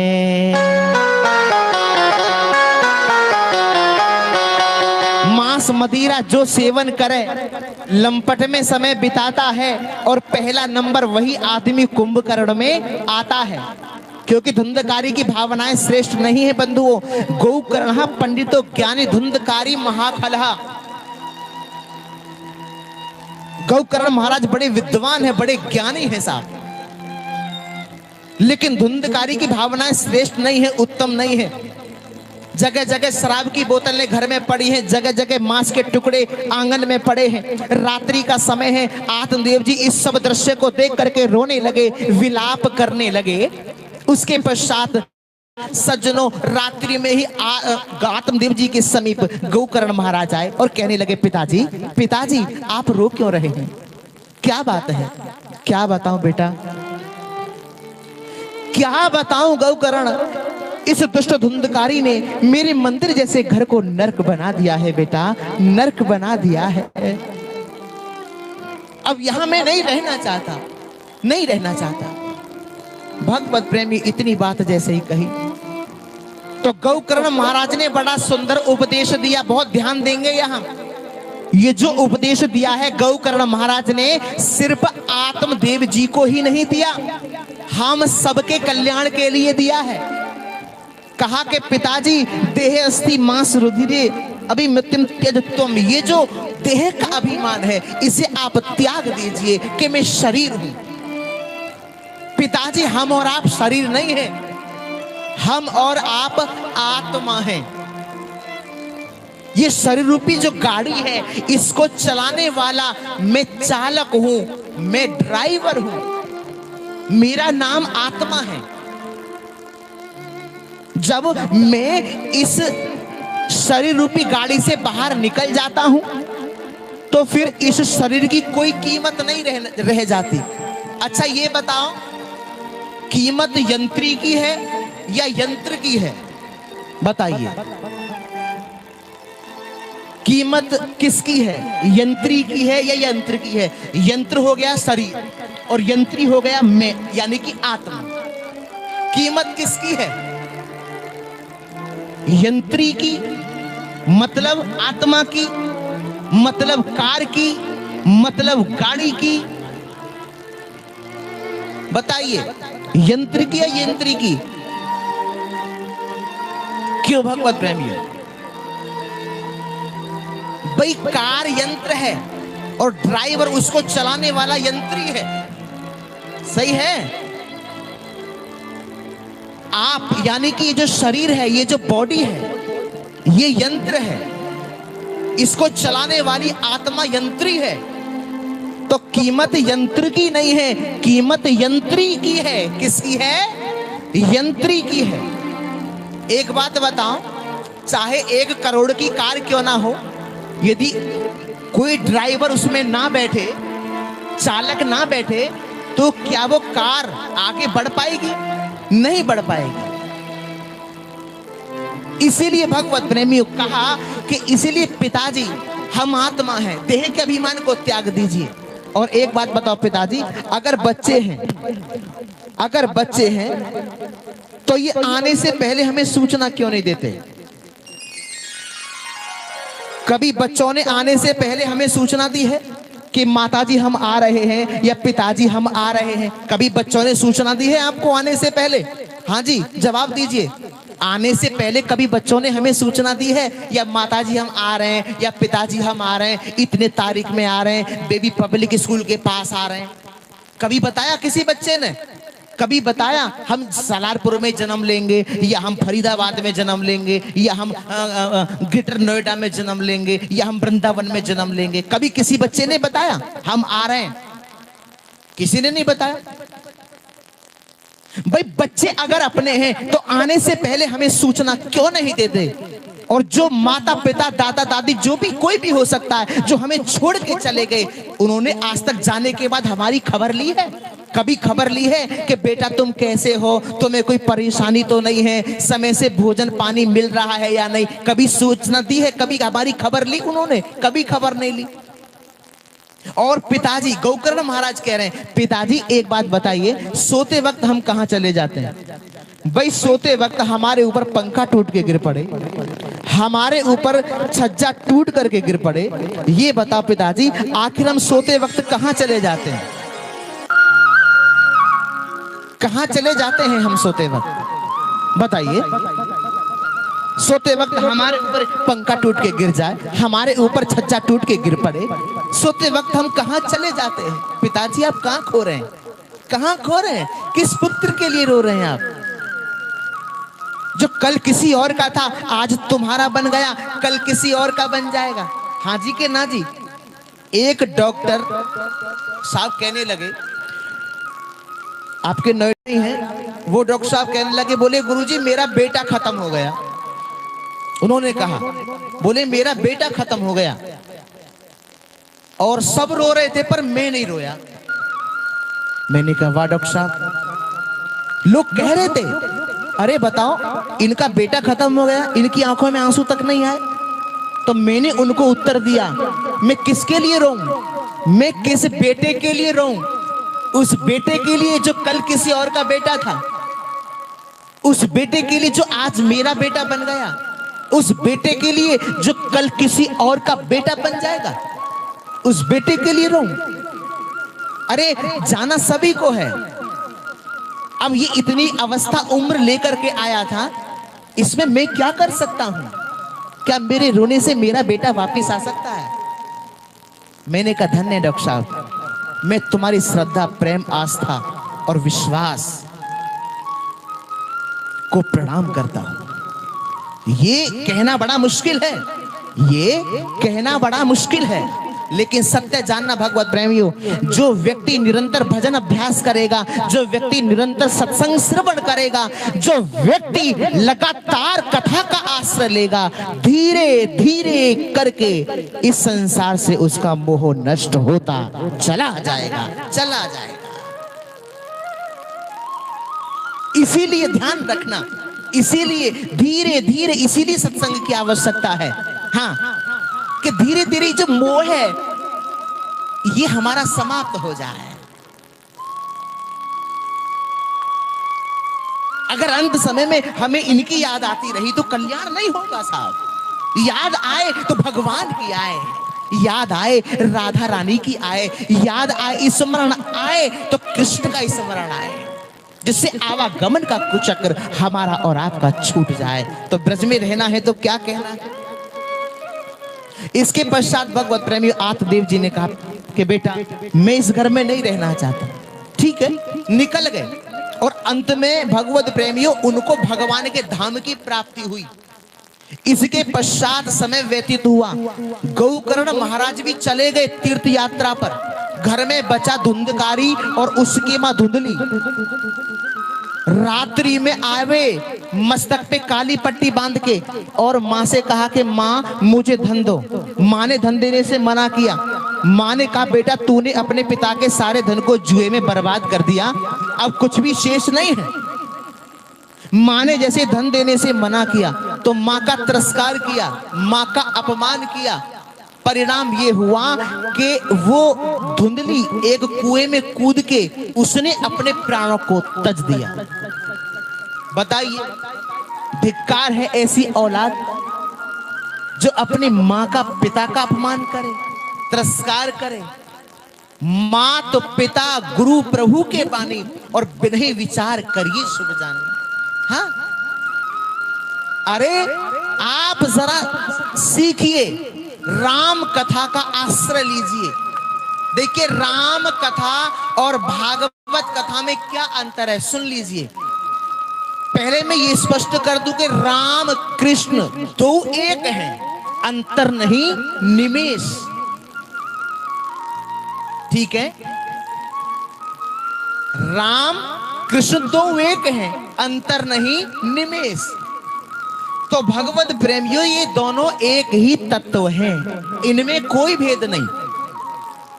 अब देखिए, हम जब किसी से मिलते हैं तो क्या कहते हैं? परीक्षित महाराज जी कहते हैं ना राम राम जी, कहते हैं या नहीं? कहते हैं या नहीं? कहते हैं। अच्छा, हम राम राम जी क्यों कहते हैं? दो बार ही क्यों कहते हैं? तीन बार क्यों नहीं कहते? या एक बार क्यों नहीं कहते? राम जी, राम जी, मास्टर जी, राम राम राम जी, ऐसे भी नहीं कहते। आपने कभी विचार किया हम दो बार ही क्यों कहते हैं? राम राम जी, राम राम जी, दो बार ही क्यों कहते हैं साहब? ये सवाल खड़ा है यहां।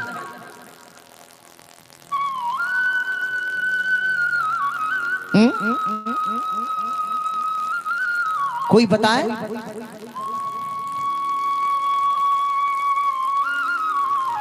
देखिए सुनिए,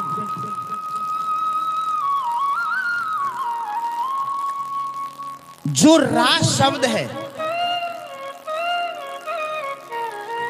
वो हिंदी वर्णमाला का 27वां अक्षर है। कितनेवां अक्षर है? 27। 27वां अक्षर है। और आ दूसरा अक्षर है। मां 25वां अक्षर है। अब इसे टोटल करिए, 27 प्लस 2 प्लस 25 कितने हो गए? 27 प्लस 2 प्लस 25 कितने हो गए होंगे? 54 हो गए। अब 54 यानी कि एक बार कहा राम, कितने हो गए? 54। हम क्या कहते? राम राम जी। तो 54 प्लस 54 करो, अब कितने हो गए? 108। यानी कि केवल दो बार राम राम कहने से 108 बार माला का जाप हो जाता। एक माला का, एक माला का। सही है? या गुड मॉर्निंग के चक्कर में मत पड़ो। सही है, वो भी जहां आवश्यकता हो आप प्रयोग करें, मना नहीं कर रहे हैं। अरे राम राम जी, राम राम जी, कितनी बड़ी ताकत है, कितनी बड़ी शक्ति। राम राम जी कहने पे ये लगा लीजिए एक माला का जाप हो जाता है 108 मन के। बोलो श्री रामचंद्र भगवान की। इसलिए कि राम कृष्ण तो एक हैं, अंतर नहीं निमेष। उनके नयन गंभीर हैं, उनके चपल विशेष। तो भगवान राम के नयनों में भगवत प्रेम की मर्यादा है और भगवान कन्हैया के नयनों में चपलता है, लेकिन दोनों है एक ही तत्व। कह दो जय श्री कृष्णा। तो इसके पश्चात भगवत प्रेमियों, मेरी माता बहनों भाइयों हरि भक्तों, इसके बाद आज देखिए धुंधकारी घर में, उसकी माँ घर में धुंधली देवी, बेचारे निकल गए आत्मदेव जी घर से बाहर तीर्थ यात्रा पर। जैसे निकले तो निकलने के बाद भगवत प्रेमियों इन्होंने क्या काम किया? धुंधकारी घर पे आया, मां से कहा, मां ने मना किया धन देने को, कुएं में कूद के प्राणों को तज दिया। धुंधकारी बचा केवल घर में। धुंधकारी भी क्या क्या दुष्कर्म करता है, 5-5 वेश्याएं रखने लगा घर में। अब 5-5 वेश्याएं घर में रखता है। उसके पश्चात भगवत प्रेमियों एक दिन की बात, धुंधकारी ने एक राजा के यहाँ चोरी की। तो उन पांचों ने विचार किया कि इसने राजा के यहाँ चोरी की है, अगर ये पकड़ा गया तो फिर पकड़े हम भी जाएंगे, हम भी पकड़े जाएंगे। इसीलिए एक काम करें, इसको मार दें। पांचों ने विचार ये किया, धुंधकारी को एक रस्सी से बांध दिया और जलते हुए कोयले धुंधकारी के मुख में डाले। धुंधकारी ने वहीं पर अपने प्राणों को त्यज दिया और पांचों की पांचों सारे धन को लेकर रवाना हो गई। यानी कि उन पांचों वेश्याओं ने धुंधकारी को मार दिया। अब ये 5 वेश्याएं क्या है, सुनिएगा। काम, क्रोध, मोह, लोभ और अहंकार, ये 5 वेश्याएं हैं जिन्होंने इन 5 का आश्रय ले लिया। ऐसा व्यक्ति जीवन में कभी सफल नहीं हो सकता, नहीं हो सकता। ये छोड़ने वाले नहीं है। धुंधकारी को मार दिया, चला गया। इसीलिए जीवन में हम प्रयास करें कि इन काम, क्रोध, मोह, लोभ, अहंकार, इन 5 वेश्याओं का हम आश्रय ना लें, कभी ना लें। भगवत प्रेमी चले गए तीर्थ यात्रा में, सुन लिया धुंधकारी की मृत्यु का समाचार गौकर्ण महाराज ने। अब जैसे सुना तो देखिए गया में जाके श्राद्ध भी किया। उसके पश्चात समय जब व्यतीत हुआ तो भगवत प्रेमियों इन 5 वेश्याओं ने एक काम और किया था। धुंधकारी के संग आत्मदेव जी के घर में ही गड्ढा खोद करके और धुंधकारी को दबा दिया था। अब इधर जब गौकर्ण महाराज तीर्थ यात्रा से वापस लौटे, उत्तम नगर में आए, आत्मदेव जी के घर में प्रवेश किया। रात्रि का समय है, आसन बिछाया, भजन करने लगे तो तरह तरह की आवाजें होनी आरंभ हो गई। आवाजें होनी आरंभ हो गई। गौकर्ण महाराज बोले, कौन हो तुम, हमें क्यों डराते हो? अरे क्या परिचय है तुम्हारा, बोलो कौन हो तुम? कोई उत्तर नहीं मिला। कभी हाथी आ जाए, कभी चिड़िया आ जाए, कभी बिल्ली आ जाए। जल लिया कमंडल से, जैसे उस जल को छीटा गौकर्ण महाराज ने तो एक छाया हाथ जोड़ के खड़ी हो गई। एक छाया हाथ जोड़ के खड़ी हो गई। तो भगवत प्रेमियों गौकर्ण महाराज बोले, कौन हो तुम? उस छाया ने कहा, भैया मैं धुंधकारी हूं। ए धुंधकारी तुम? हाँ। अरे तुम प्रेत बन के पड़े हो? हाँ भैया कुछ करो ना भैया, मुझे बड़ा कष्ट हो रहा है। अरे धुंधकारी, मैंने तो तुम्हारी मृत्यु का समाचार तीर्थ यात्रा में सुन लिया था और गया में जाके मैंने तुम्हारे नाम से श्राद्ध भी किया है। तुम्हारी अभी मुक्ति नहीं हुई? धुंधकारी ने कहा, भैया मुझ पापी के लिए तुम गया में जाके एक नहीं, अगर 100 श्राद्ध भी करोगे तो भी मुझ पापी की मुक्ति होने वाली नहीं है। सुन लीजिएगा बहुत ध्यान से। भैया कोई उपाय करो। चिंता ना करो, चिंता ना करो धुंधकारी, चिंता ना करो, मैं कोई ना कोई उपाय अवश्य करूंगा। यहां हम आपको एक बात स्पष्ट कर दें कि सज्जनों, हम आप जो भी ग्रहण कर रहे हैं, अन्य भी ग्रहण कर रहे हैं, इसके भी कर्म हम पे चढ़ते जा रहे हैं। समझ में आ रहा है या नहीं? लेकिन ये जो कर्म है बड़ी आसानी से भजन से कट जाएंगे, भजन से कट जाएंगे। लेकिन आप उनके बारे में सोचो जो लोग मांस का भक्षण करते हैं, उनके कर्म कैसे कटेंगे? हाँ, अभी पता नहीं लग रहा है। लोग कहते हैं, अरे हम तो महाराज जी मांस का भक्षण कई वर्षों से कह रहे हैं। बेटा करो, भोगोगे, चिंता क्यों कर रहे हो? अभी का है, हाँ अभी का है, भोगोगे। हाँ, तुम्हारा जीवन कभी सुखी नहीं हो सकता। हम किसी को दुख दे करके सुखी हो सकते हैं क्या? जवाब दीजिए। आप किसी को दुख दे करके सुखी हो सकते हो?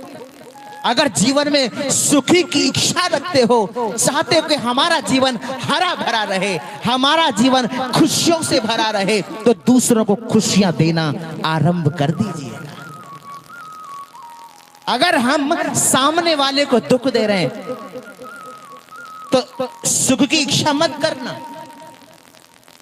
अगर अभी कुछ सुख आ रहा है ना, इसका मतलब क्या है भाई? जब कोई आप बीज बोते हो तो क्या वो एक साथ पौधा बन जाता है?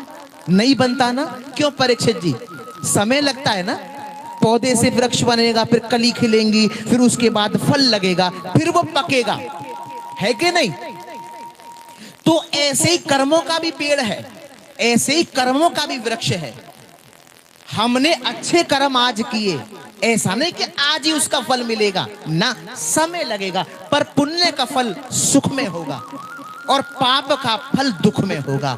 क्योंकि बाबा गोस्वामी तुलसीदास जी रामचरितमानस में कितनी खूबसूरत बात कहते हैं, सुनिए। को ना काहू सुख दुख करी दाता, निज कृत कर्म भोग सब भाता।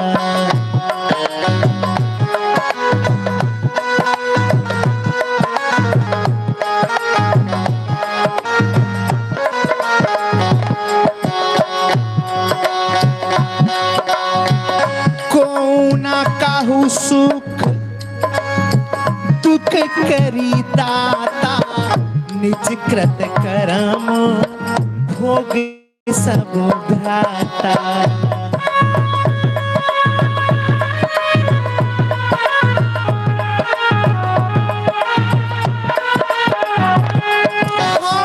मंगल भवने अमंगल हारे, द्रवहु सो दशरथ अजिर बिहारी।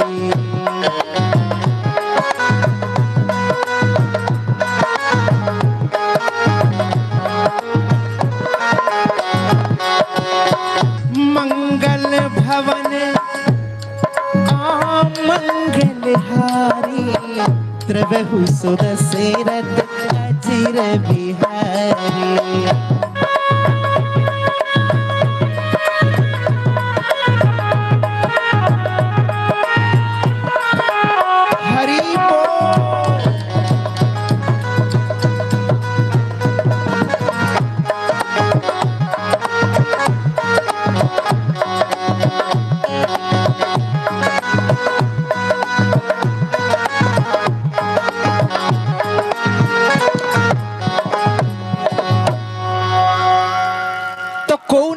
सुख दुख करी दाता और निज कृत कर्म भोग सबु भ्राता।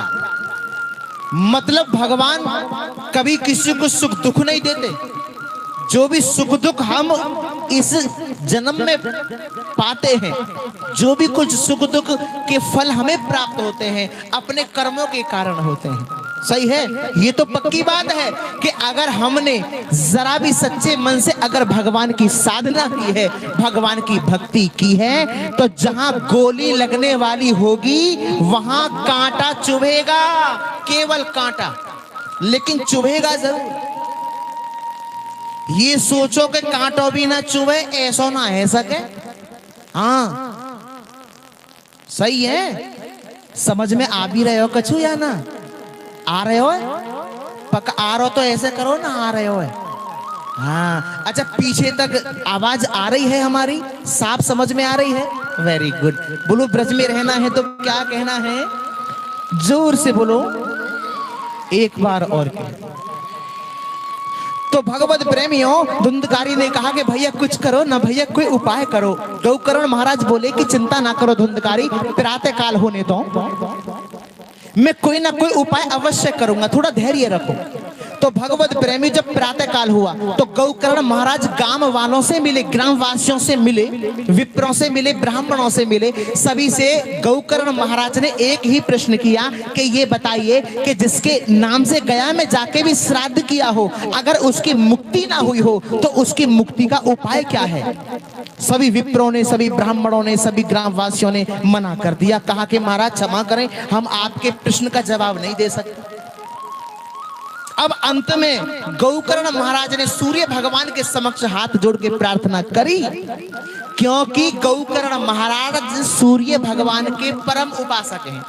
हाथ जोड़ के बोले, हे भुवन भास्कर सूर्य भगवान, कृपा करके ये बताइए कि जिसके नाम से गया में जाके एक नहीं 100 श्राद्ध भी किए गए हों, अगर उसकी मुक्ति ना हुई हो तो उसकी मुक्ति का उपाय क्या है?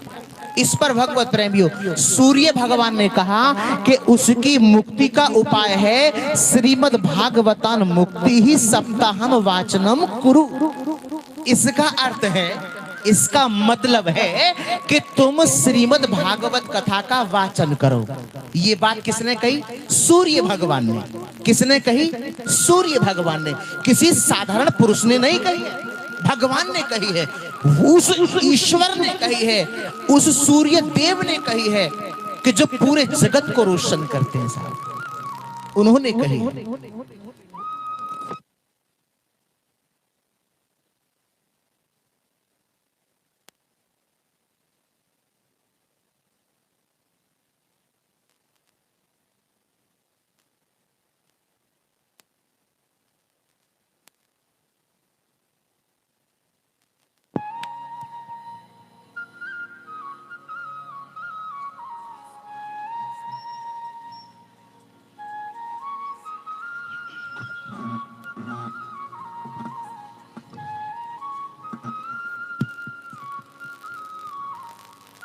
ओम श्री राधे। बोलो श्याम सुंदर भगवान की, बोलो श्री राधे किशोरी सरकार की, बोलो खाटू नरेश की, बोलो श्रीमद् भागवत ज्ञान महायज्ञ की। तो सजनों, सूर्य भगवान ने कहा कि श्रीमद् भागवत कथा का वाचन करो। इसके बाद स्वयं गौकर्ण महाराज ने अपने गांव में विशाल भागवत जी का आयोजन किया। बंधु, जब आयोजन किया, देखिए स्वयं व्यास मंच पर आसीन भय। उसके पश्चात एक बांस का बगीचा समीप था, उसमें एक सप्त ग्रंथि का बांस। तो देखिए, जब प्रथम दिवस की कथा का शुभ आरंभ हुआ तो प्रथम दिवस की कथा के प्रभाव से बांस की प्रथम ग्रंथि चटक गई। धुंधकारी बांस में विराजमान है। अब द्वितीय दिवस की कथा का जैसे विश्राम हुआ तो बांस की द्वितीय ग्रंथि चटक गई। मतलब एक एक ग्रंथि प्रत्येक दिन चटकती चली गई। और जैसे सप्तम दिवस की कथा का विश्राम हुआ और गौकर्ण महाराज ने जयकारा लगाया, पुरुष श्री वृंदावन बिहारी लाल की, तो धुंधकारी से शरीर प्रकट हो गया। कहा, भैया धन्य है आप, लाख लाख शुक्र है आपका, जो आपने इतनी बड़ी कृपा की। इतने में ही भगवान के पार्षद विमान लेकर के आ गए। गौकर्ण महाराज देख रहे हैं, धुंधकारी विमान में बैठने को तैयार हुआ। तो गौकर्ण महाराज ने भगवान के पार्षदों से प्रश्न किया, ये बताइए भाई, कथा तो सभी ग्रामवासियों ने श्रवण की है, कथा तो सभी ने श्रवण की है, तो विमान केवल धुंधकारी को ही क्यों आया? इस पर भगवान के पार्षद कहने लगे कि सुनो महाराज, जैसी कथा धुंधकारी ने श्रवण की है, ऐसी कथा किसी ने भी श्रवण नहीं की। क्योंकि श्रोता तीन प्रकार के होते हैं। कौन कौन से? श्रोता, नंबर 2 सरोता, नंबर 3 सोता। अब श्रोता किसे कहते हैं? श्रोता उन्हें कहते हैं जो मन एकाग्र करके भगवान की कथा का श्रवण करते हैं। श्रवणम कीर्तनम विष्णु स्मरणम पाद सेवनम अर्चनम वंदनम दास्यम सख्यम आत्म निवेदनम। इसे नवदा भक्ति कहते हैं सज्जनों। और इस नवदा भक्ति में पहली भक्ति आई है श्रवणम, मतलब भगवान की कथा का श्रवण करना और ऐसा करना जो कथा हृदय में उतर जाए। अब दूसरा क्या है? सरोता। सरोता जानते हो ना, जो सुपारी काटता है, जानते हैं ना? कुछ लोग ऐसे होते तर्क वितर्क करने वाले, अरे महाराज जी ने भजन नहीं सुना है, भजन बड़े कम सुना रहे। अरे व्यास मंच अगर थोड़ा सा और बड़ा होता तो अच्छा रहता। ओ महाराज जी ने वाटरप्रूफ टेंट नहीं लगवाया। ओहो, सब महाराज जी का रंग है, तुम भी कछु करोगे, कह दो बांके बिहारी लाल की। तो ये लोग आते हैं सरोता की कैटेगरी में। तीसरे नंबर पे आते हैं सोता। अब तीसरे नंबर वाले जहां भी होते हैं वहां बड़ी शांति होती है। हाँ, भगवत प्रेमियों, घर पर गोली खाने के बाद भी वो नींद नहीं आती होगी जो भगवान की कथा में बिन गोलियों के ही आती है। क्योंकि कथा में निद्रा देवी भी कथा श्रवण करने आती है, इसीलिए कीर्तन का, जयकारों का आश्रय लिया जाता है। लेकिन ध्यान रखना, ना तो भगवान सरोता को मिलते हैं, ना भगवान सोता को मिलते हैं, भगवान केवल श्रोता को मिलते हैं। श्रोता को मिलते हैं। ताली बजाने का मन करता तो खुल के बजाया करो। हाँ? डर किस बात का है, भय किस बात का है? अरे आप उस परमात्मा के दरबार में बैठे साहब, वृंदावन में, जो जगत का मालिक है। जी हाँ। तो भगवत प्रेमियों, इसके पश्चात समय व्यतीत हुआ। और इधर नारद जी ने सनत कुमारों से प्रश्न किया कि गुरुदेव अब ये बताओ कि कथा श्रवण के नियम क्या है। बोले कथा श्रवण के नियम, हाँ। बोले कथा वक्ता और श्रोता को 7 दिन घी पी करके रहना चाहिए। बोले गुरुदेव ये कहां संभव है, इन कलयुगी लोगों को घी पीने की आदत कहां है, अगर थोड़ा बहुत पी भी ले तो वैसे भी गड़बड़ी है जा। हाँ, तो सनत कुमारों ने कहा कि सुनो, कथा वक्ता और श्रोता को 7 दिन फलाहार लेके रहना चाहिए। बोले गुरुवर ये भी संभव नहीं। बोले एक वक्त भोजन करना चाहिए। बोले गुरुदेव एक बात बताओ, जो दिन में 3-3 4-4 बार भोजन करते हैं वे एक वक्त के भोजन से भला कैसे रह पाएंगे। अंत में सनत कुमारों ने बड़ी सुंदर बात कही। बोले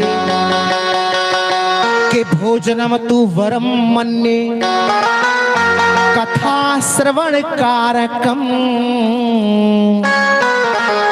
नोपवासो वरः प्रोक्तः कथा विघ्न करो यदि।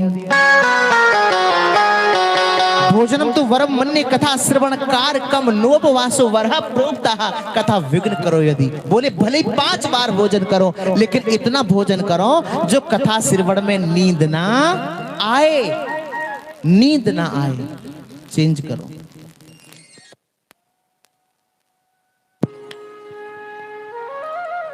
तो भगवत प्रेमियों ऐसा कह रहे थे सनत कुमार जी। अब वहां तो भक्ति देवी प्रकट हो गई। भक्ति देवी ने आगे कहा अहम कुतिष्ठामि, मैं कहां बैठूं। सनत कुमार बोले कि देवी तुम आ गई, हाँ तो तुम भक्तों के हृदय में वास करो। बंधुओं, भक्तों के हृदय में भक्ति देवी विराजमान हो गई, प्रकट हो गई। अब तो वहां बड़ा सुंदर कीर्तन होने लगा। सभी संत महापुरुष नृत्य कर करके कीर्तन गा रहे हैं। प्रहलाद जी ताली बजाने लगे, उद्धव जी कांसा बजाने लगे, और देवराज इंद्र जो हैं वो मृदंग बजा रहे हैं। सभी कीर्तन गा रहे हैं और कीर्तन गाते गाते सज्जनों नृत्य कर रहे हैं। हम तो भगवान के दरबार में नाचने में भी संकोच करते हैं।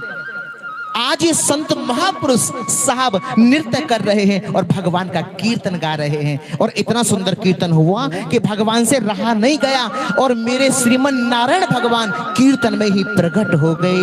बोलो नारायण भगवान की।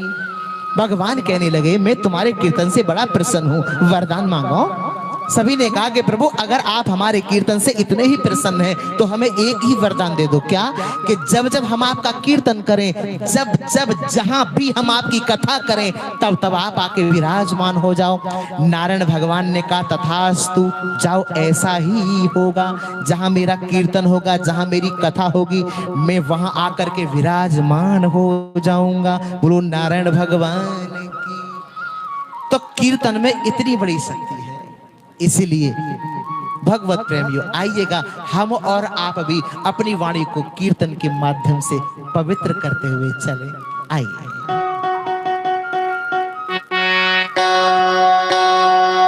सावरे से मिलने का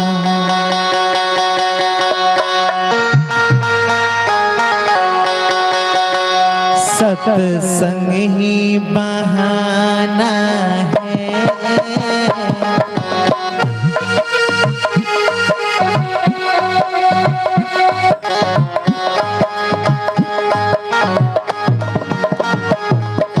सावरे से मिलने का सत्संग ही बहाना है।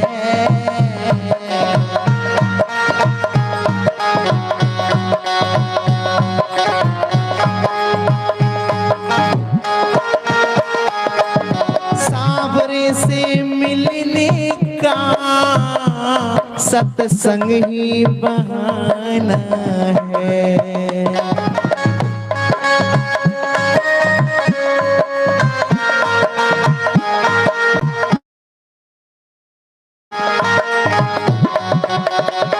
सावरे से मिलने का सत्संग ही बहाना है। कहिए मेरे संग, दे दो दर्शन कान्हा। बोलो दे दो दर्शन कान्हा, मेरा दिल तो दीवाना है। सावरे से मिलने का सत्संग ही बहाना है। उठा लो दोनों हाथ, बड़े वाले हाथ, 1 2 3 4।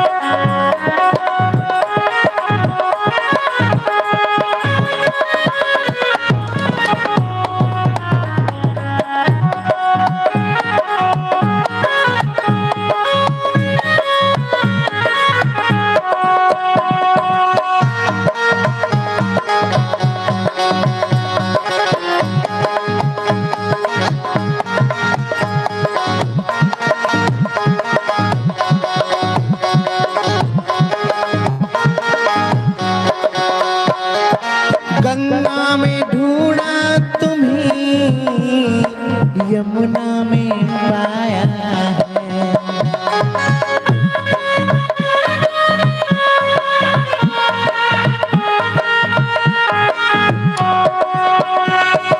गंगा में ढूंढा तुम्हें, यमुना में पाया है। और सरयू की लहरों में, सरयू की लहरों में मेरे श्याम का ठिकाना है। सरयू की लहरों में मेरे श्याम का ठिकाना है। सावरे से मिलने का सत्संग ही बहाना है।